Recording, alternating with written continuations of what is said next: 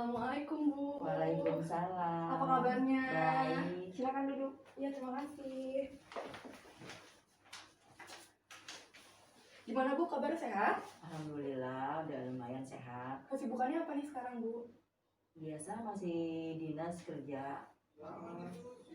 Ya, sebelumnya perkenalkan dulu maksud kedatangan saya kemari. Di sini nama saya Madidi Narfianti. Saya sebagai ahli gizi yang akan memberikan konseling dan edukasi gizi kepada ibu sesuai dengan kondisi dan penyakit yang ibu alami. Sebelumnya langsung saja saya langsung mengkaji data-data riwayat gizi ibu ya. Nama ibu? Nama Dewi. Tanggal lahir? 17 Oktober tahun 65. Usianya? Ya kurang lebih 55 tahun ya? 55 tahun. Alamatnya? Ya udah Pondok Indah Indah 2, Jalan Cendana 1, Blok C nomor 75. Agamanya Islam ya? Iya. Pekerjaannya? Masih karyawan swasta. Ada keterbatasan fisik? Tidak ya Bu? Tidak. Ada riwayat kesehatan dari keluarga? Ada diabetes DM. Diagnosis medisnya Bu? Ada diabetes dan PJK. Sudah pernah mendapat pengalaman konseling sebelumnya? Belum. Belum pernah ya. Alergi makanan? Nggak ada. Pola makan dan kebiasaan makan ibu gimana sehari-hari? Sehari-hari biasa makan pokok 3 kali. Ada selingan cemilan martabak, gorengan, donat, dan selalu minum teh manis.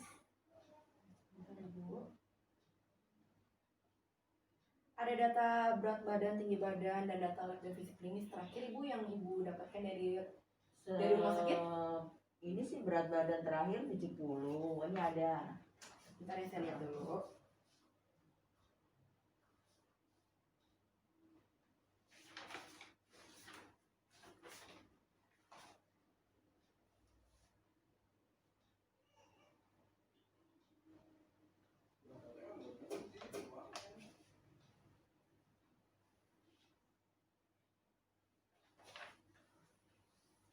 Berat badannya 70, tinggi badannya 160 ya. Iya. Saya hitung dulu ya status gizi ibu.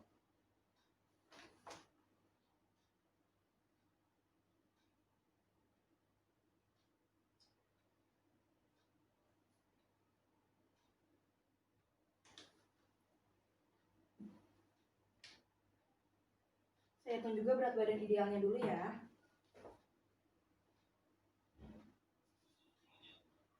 Di sini status gizi ibu termasuk ke dalam kategori obesitas menurut Departemen Kesehatan Republik Indonesia. Karena IMT ibu sudah lebih dari 27,34. Jadi status gizi ibu termasuk dalam obesitas atau gemuk. Lalu berat badan idealnya itu seharusnya ibu 54 kilo. Tapi di sini ibu berat badannya sudah 70 kilo. Dan di sini data lab yang tidak normal itu ada gula darah sewaktunya 240, normalnya itu kurang dari 200. Kolesterol LDL-nya itu 150 mg per desiliter. Harusnya normalnya kurang dari 130.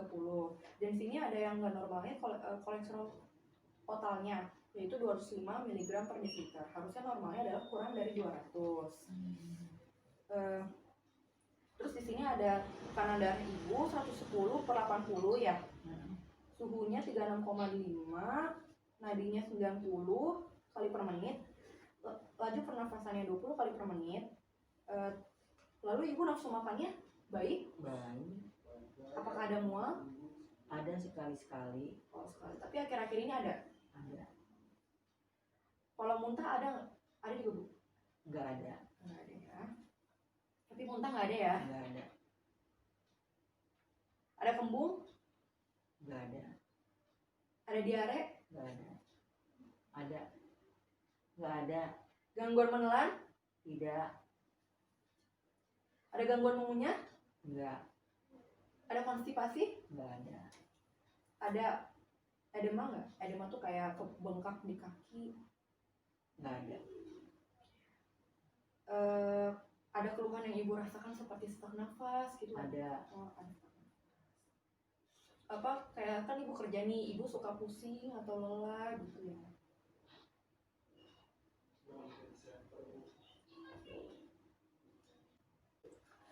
Lalu di sini saya akan menghitung dulu kebutuhan gizi ibu ya.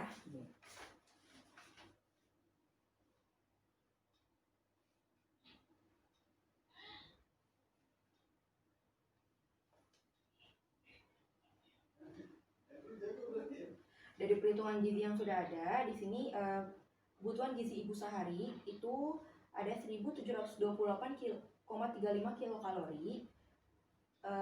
Proteinnya sekitar 56 gram dalam sehari atau setara dengan 12%. Lalu lemaknya 48 gram atau setara dengan 25%, dan karbohidratnya 272 gram atau setara dengan 63%. Dan di sini saya menambahkan asupan serat dikarenakan ibu yang mengalami obesitas. Di sini anjuran asupan serat ibu dalam sehari adalah 31,25 gram. Di sini saya akan memberikan diagnosis gizi dulu ya Bu, kepada ibu.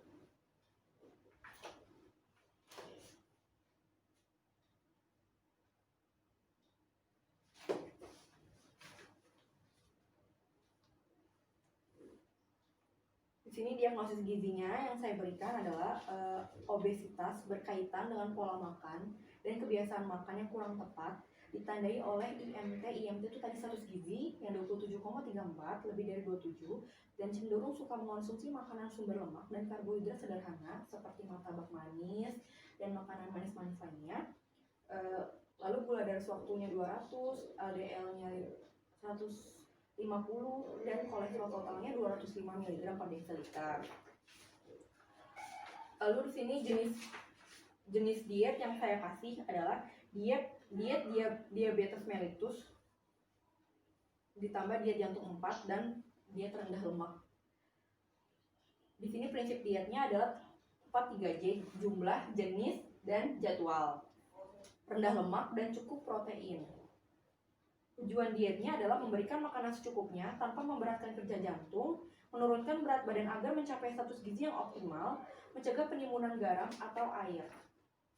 Untuk makanannya biasa ya Bu, karena sekarang ibu sudah tidak ada mual kan sama muntah ya. Lalu frekuensinya 3 kali makan utama dan 2 kali selingan. Rutenya adalah oral. Lalu di rencana selanjutnya nanti konseling gizi, saya akan memonitoring berat badan ibu. Diharapkan mencapai optimal dan atau berat badannya menurun. Diharapkan juga nilai data labnya seperti yang tidak normal tadi, seperti gula darah sewaktu, kolesterol LDL, dan kolesterol totalnya mencapai atau mendekati batas normal.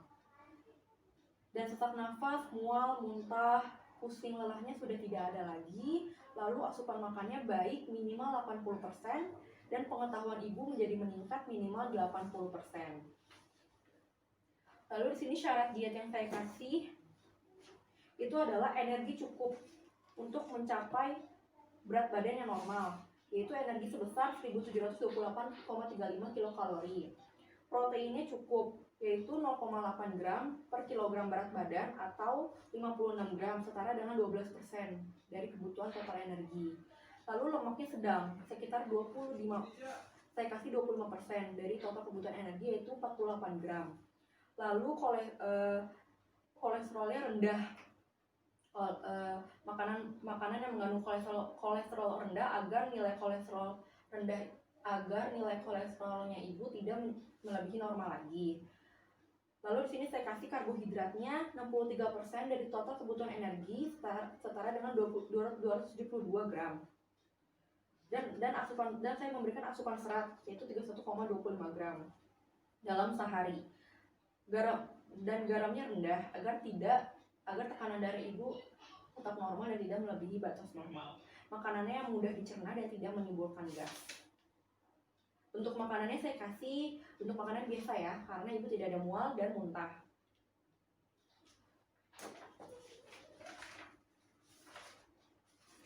Lalu di sini saya akan merecall 24 jam asupan makan ibu dari kemarin sampai sekarang agar saya tahu asupan ibu berlebih atau tidak. Makan ibu pagi apa kemarin? Kira-kira pagi kemarin sama sekarang? Nasi uduk pagi. Nasi uduk pagi, soalnya kemarin ibu malam nggak ada makan ya? Enggak. Nasi, santan, bihun. Isinya apa aja Bu? ada bihun, ada tempe, Udah ada ya, nasi, cuman itu aja ya. iya. Teh manis. Ibu minum teh manis. Terus ada selingan pagi nggak? Kira-kira jam 9, jam 10. Ada buah. Buah apa, Bu? Pisang. Pisang. Lalu makan siangnya, siang makan? Makan seperti biasa, ada nasi, ayam bakar, sayur bening bayam. Ada selingan sorenya? Ada gorengan, tempe, sama pisang. Tempe sama pisang ya. Lalu ada makan malamnya? Ada nasi Sama telur dadar. Lalu sama sayur kangkung. Kangkungnya sama apa? Ada sama udang atau apa? Cumi. Ada makan malam nggak? Sekitar jam 9 gitu. Ada makan martabak. Martabak apa, manis ya? Manis. Berapa potong? 2.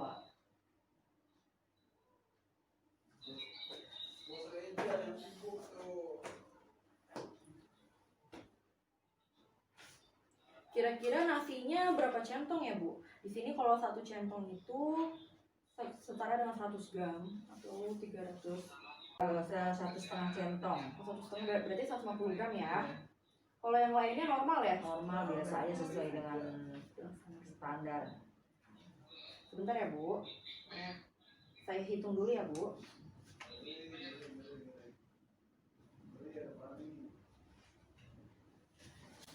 Di sini berdasarkan perhitungan asupan ibu sehari itu didapatkan asupan kalorinya 2101,4, lalu karbohidratnya 279,4 gram, proteinnya 56,1 gram, lemaknya 83,5 gram. Jika dibandingkan dengan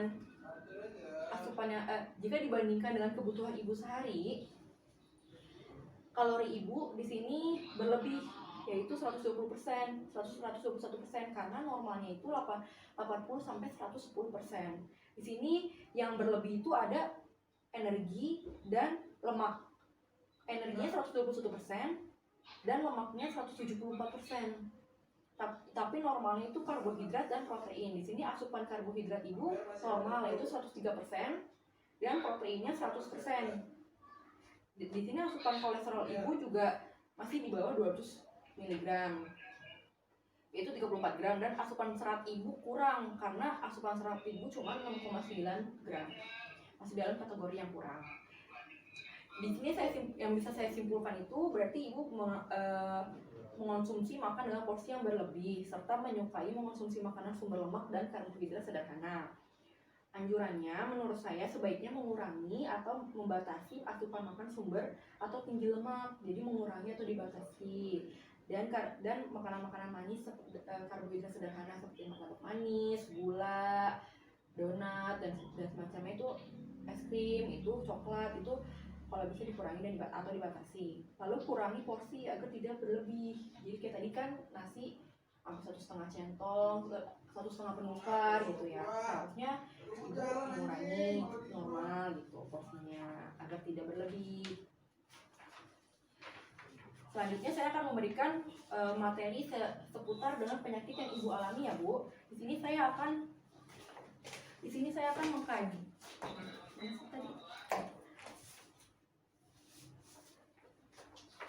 Di sini saya akan memberikan materi seputar penyakit ibu, yaitu fokus terhadap diet pada penyakit jantung koroner ya, Bu. Sebelumnya ibu sudah tahu penyakit jantung itu apa? Belum. Penyakit jantung koroner itu merupakan penyakit jantung yang disebabkan karena penyempitan dan sumbatan dari pembuluh darah nadi koroner, sehingga mengakibatkan suplai darah ke jantung menjadi terganggu. PJK juga disebabkan karena terjadinya aterosklerosis pembuluh darah arteri koroner sehingga terjadi ketidakseimbangan antara penyediaan dan kebutuhan. Jadi kan apalagi ibu obesitas nih, jadi obesitas itu kan badannya gemuk akibat penimbunan lemak. Akibat penimbunan lemak itu bisa membuat jantung kita, pembuluh darah kita jadi tersumbat. Jadi itu bisa menyebabkan kita menderita penyakit PJK ini. Apalagi ibu juga punya DM kan, karena DM itu termasuk faktor risiko di dalam penyakit ini. Terus tanda dan gejalanya, ibu sudah tahu tadi apa aja tanda dan gejalanya? Belum. Tanda dan gejala itu seperti rasa nyeri di dada, sesak nafas, keanehan pada irama denyut jantung, pusing, rasa lelah berkepanjangan, sakit perut, mual dan muntah. Jadi di sini apalagi tadi ibu kan mengeluh ada mual, muntah, sesak nafas, ada pusing, ada lelah. Itu bisa jadi tanda dan gejala dari penyakit jantung koroner. Lalu faktor risiko di sini ada dua, Bu. Faktor risiko yang dapat diubah dan faktor risiko yang tidak dapat dirubah. Faktor risiko yang dapat dirubah itu seperti hiperlipidemia. Hiperlipidemia itu tadi yang kadar kolesterol LDL-nya berlebih di dalam tubuh. Hipertensi itu ibu sudah tahu dong hipertensi apa? Itu tekanan darah melebihi di atas normal. Merokok, kalau ibu merokok, sebaiknya ibu mengurangi atau tidak sama sekali merokok atau terpapar lingkungan yang merokok. Lalu diabetes mellitus, ibu kan ada DM nih, sebaiknya ibu bisa membatasi asupan. Kalau DM itu kan karbohidrat ya Bu ya, jadi membatasi asupan karbohidrat sederhana agar kadar gula darahnya tidak melebihi batas normal. Lalu obesitas, ibu kan tadi obesitas nih, berarti ibu sudah tahu dong seperti apa cara mencegahnya, yaitu dengan mengurangi makanan yang sumber atau tinggi lemak, dan juga yang tadi karbohidratnya Bu, karena karbohidrat juga bisa membuatkan ibu menjadi obes. Lalu aktivitas fisik Bu, ibu kan juga kerja nih ya, karyawan swasta.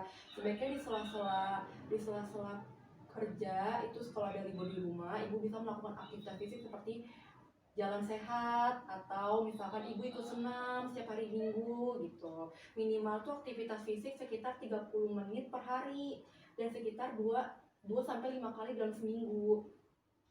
Tetapi ada faktor risiko yang juga tidak dapat dirubah, seperti dari genetik keturunan. Tadi kan bisa ibu karena keturunan ada riwayat DM ya, itu bisa jadi tidak dapat dirubah. Lalu umur, karena ibu sudah melebihi 45 tahun, itu beresiko sekali mengalami penyakit jantung koroner. Jadi umur tidak bisa dirubah. Lalu jenis-jenis kelamin. Sebenarnya kalau dari jenis kelamin sendiri yang biasanya yang gampang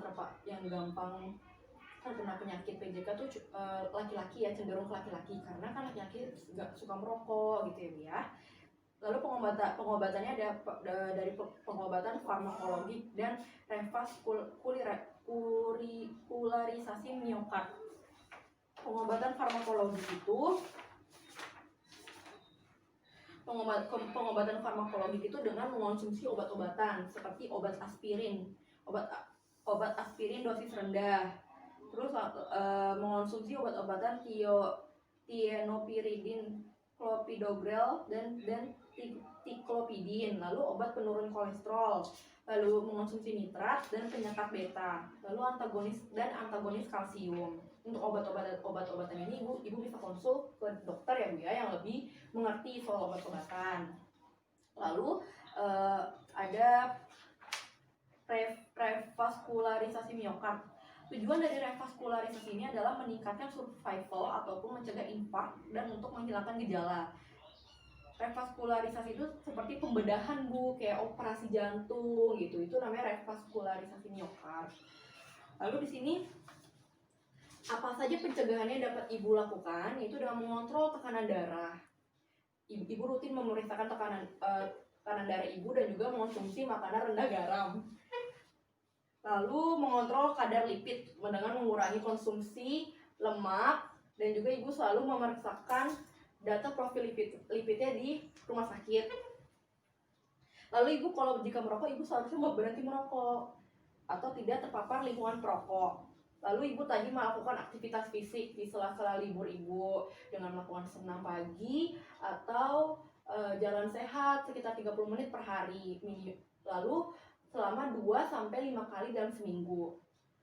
Dan mengontrol berat badan ibu selalu. Jadi ibu selalu mengontrol berat badan sekitar boleh 2 minggu sekali boleh. Karena kan kalau makan itu nggak langsung turun atau naik gitu ya berat badannya besoknya. Lalu pengelolaan diabetes, tujuannya agar kadar HbA1c itu kurang dari 7%. Ibu selalu mengontrol kan yang gula darahnya. Lalu apa saja sih bahan makanan yang dianjurkan untuk penyakit ibu ini? Bahan makanan yang dianjurkan selain dalam mengonsumsi obat-obatan, juga dapat dicegah dengan mengonsumsi bahan makanan yang dianjurkan dan yang tidak dianjurkan, serta memperhatikan pengolahan bahan makanan yang tepat, jadi tidak digoreng-goreng.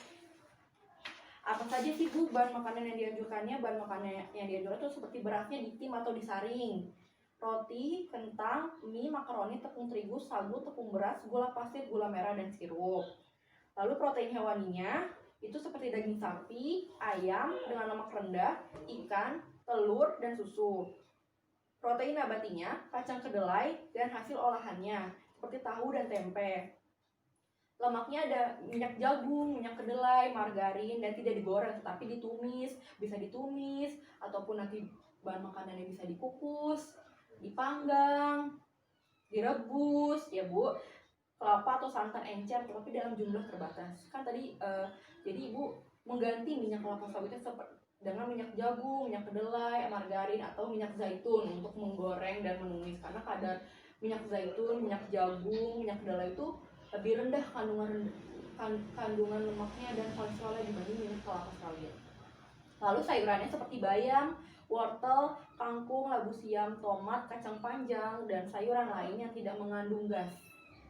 Buah-buahannya seperti pisang, pepaya, jeruk, apel, melon, semangka, dan sawo. Dan buah-buahan segar lainnya tidak mengandung alkohol dan gas. Minumannya ada teh encer, coklat, dan sirup. Bumbu bisa bumbu selain lombok, cabai rawit, dan bumbu yang tajam lainnya.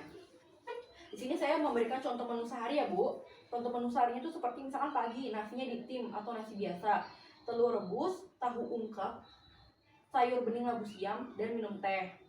Lalu selingan paginya ada selada buah. Lalu di makan siangnya ada nasi tim atau nasi biasa, ikan panggang, tempe bumbu kuning, sup oyong, dan apel. Selingan sore agar-agar buah. Lalu malamnya itu ada nasi tim atau nasi biasa, daging rolade, tahu bacem, tumis wortel, dan buah pepaya. Dan di sini saya juga akan memberi sedikit edukasi terkait URT ya Bu, atau ukuran rumah tangga yang biasa Ibu makan kan seperti nasi ya. Nasi itu kan tadi kan satu penukaran itu 100 gram ya, sekitar 1 centong atau 3/4 gelas. Terus bihun setengah gelas atau setara dengan 50 gram. Lalu Ibu biasa roti, misalkan ya roti 2 iris setara dengan 70 gram. Satu penukarnya Ibu ya. Terus Ibu biasa makan apa tadi? Bihun udah. Kerupuk itu 5 biji sedang setara dengan 50 gram. Berarti satu bijinya mungkin 10 gram.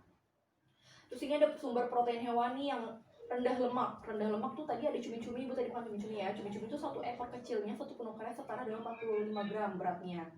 Lalu di sini ada udang. Udang tuh 5 ekor sedang, 35 gram beratnya. Ikan itu semua sama ya Bu, 40 sampai 45 gram beratnya. Daging ayam tanpa kulit satu potong sedang itu setara dengan 40 gram. Lalu di sini ada lemak sedang. Lemak sedang itu seperti bakso 10 biji sedang itu 170 gram, telur ayam 1 butir 55 gram, lalu telur puyuh 5 butir 55, lalu ada daging sapi 1 potong sedang 35 gram. Lalu di sini ada yang tinggi lemak itu ada bebek 1 potong sedang 45 gram. Kuning telur ayam 4 butir 45 gram nih. Kuning telur ayam itu termasuk kolesterol yang tinggi Bu, sekitar 500 mg dalam satu kuning telurnya. Lalu di sini ada sumber protein nabati, ada tahu tempe. Tahu itu 1 biji besar 110 gram, tempe 2 potong sedang 50 gram. Lalu ada kacang hijau 2 sendok makan sekitar 20 gram. Sayur-sayuran itu setara ya Bu, semua sama 100 gram satu penukarnya. Tapi Ibu bisa Kalau sayur kan karena banyak ya Bu ya jadinya. Jadi Ibu bisa mengurangi sekitar 50 gram, 75 gram gitu. Buah-buahan juga sama Bu, kayak pisang tuh 50 gram, jeruk tuh 110 gram, jeruk manis 110 gram, kalau mangga itu 90 gram, satu penukarnya. Apel merah 85 gram. Lalu ini pisang Ambon 50 gram, melon satu potong besar 190 gram. Susu, ada susu tanpa lemak, susu lemak sedang, dan susu tinggi lemak. Kalau susu tanpa lemak tuh ada susu skim cair. Terus susu lemak sedang tuh ada keju, susu sapi itu termasuk susu lemak sedang. Susu tinggi lemak tuh susu kerbau, susu tepung susu penuh. Kalau susu juga sama semuanya, paling 200 gram ya Bu, satu gelas atau 200 ml. Nih ada minyak, alpukat tuh masuk dalam golongan minyak, satu penukarannya 60 gram. Lalu minyak zaitun, semua minyak sama 5 gram ya Bu, satu penukarannya, karena satu sendok teh 5 gram. Lalu di sini ada mayones 2 sendok makan, setara dengan 20 gram. Margarin 1 sendok teh sama ya, 5 gram. Lalu di sini ada mentega 1 sendok teh 5 gram juga sama. Pokoknya semua mentega dan minyak itu setara 1 sendok teh itu 5 gram ya Bu. Lalu di sini ada santan dengan air ada, satu penukarnya 40 gram atau 1/3 gelas. Dari yang saya berikan tadi, apakah ada yang ingin bertanya? Nah, udah jelas. Sudah jelas ya Bu. Berarti saya di sini akan memberikan pertanyaan lagi kepada Ibu supaya Ibu bisa mengingat kembali apa yang sudah saya berikan hari ini. Tadi penyakit jantung koroner definisinya apa Bu? Yang tadi Ibu dengarkan? Penyakit jantung yang disebabkan karena penyempitan dan suplai dari yang disebabkan karena penyempitan dan penyuplai darah ke jantung terhambat. Ya betul. Tanda dan gejalanya tadi apa aja Bu? Bisa Ibu sebutkan? Minimal 3, pusing, mual, dan sesak napas. Faktor risiko ada berapa Bu tadi? Iya, ada 2. Apa aja? Turunan. Ya, yang dapat dirubah. Yang dapat dirubah dan yang tidak dapat dirubah. Yang dapat dirubah tadi seperti apa aja Bu? Yang dapat dirubah seperti penyakit DM dan obes. Terus Pak. Dan apa tadi yang tekanan darah tinggi itu penyakit apa namanya? Hipertensi. Kalau faktor risiko yang tidak dapat dirubah seperti apa aja Bu? Dari keturunan, usia, dan satu lagi kalau lebih banyak laki-laki berarti apa? Perokok. Bukan. Jenis kelamin. Ya. Pengobatannya tadi bisa dengan konsumsi obat-obatan ya Bu, dan pencegahannya tadi apa aja Bu? Bisa disebutin minimal 3 selain dari obat-obatan tadi. Selain konsumsi obat-obatan, olahraga, lalu mengontrol tekanan darah. Oh ya, tadi tekanan darah normal belum saya kasih Bu. Tekanan darah normal itu 120/80 mmHg Bu. Lalu tadi selain mengontrol tekanan darah dan olahraga, apa aja tadi? Satu lagi? Mengontrol berat badan agar mencapai normal ya Bu. Bahan makanan yang dianjurkan tadi seperti apa Bu? Karbohidrat minimal 3. Beras, roti, sama tepung-tepungan. Ya, protein hewaninya tadi minimal 3 Bu. Ikan, telur, ayam. Nabatinya dari kacang-kacangan, dan bahannya. Minyaknya tadi, lemaknya minyak zaitun, jagung. Cara pengolahannya yang bagus seperti apa Bu tadi? Di tim atau dikukus. Ya, terus ditumis, dipanggang. Jadi kurang-kurangin ya Bu yang digoreng. Lalu sayurannya tuh minimal 3 Bu. Sembayem, kacang panjang, labu, wortel. Iya. Buah-buahannya ada melon, apel, jeruk, pisang. Tuh. Minumannya boleh teh encer, coklat dan sirup. Bumbunya semua bumbu kecuali cabai, lada, dan yang tajam-tajam. Terima kasih banyak Ibu. Semoga apa yang saya berikan hari ini konseling dan edukasinya bermanfaat untuk Ibu dan Ibu bisa terapkan di kehidupan sehari-hari. Semoga Ibu cepat sehat kembali dan seperti sedia kala ya. Amin. Saya pamit kalau begitu. Makasih semua yang udah diterangin. Semoga bermanfaat ya Ibu. Sama-sama. Assalamualaikum warahmatullahi Waalaikumsalam. wabarakatuh.